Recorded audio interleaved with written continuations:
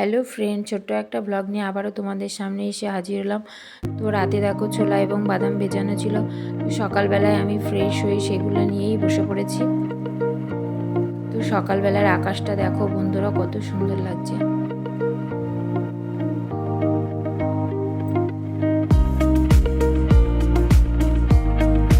তো সকালবেলা খাওয়া দাওয়ার পর মা কেটে দিল লেবু এবং কলা।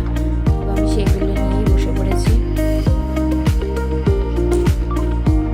দুপুরবেলা খাওয়া দাওয়ার পর আমার ছিল কতগুলো ওষুধ, সেগুলো নিয়ে আমি বসে পড়েছি। তো এই ভিডিওগুলো ছিল অনেক দিন আগেরকার, এডিটিংয়ের প্রবলেমের জন্যে ছাড়তে একটু লেট হলো। তো প্লিজ তোমরা একটু ম্যানেজ করে নিও। আর দুপুরবেলা ঘুম থেকে ওঠার পর আমি এখানে একটু বসে রয়েছি।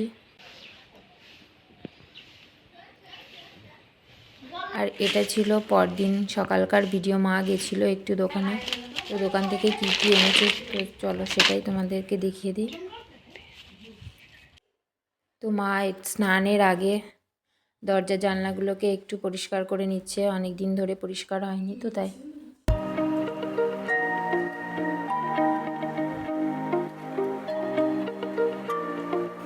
তো এদিকে দেখো পাশের বাড়ির ভাইটা শুয়ে শুয়ে এদিকে মোবাইল দেখছে।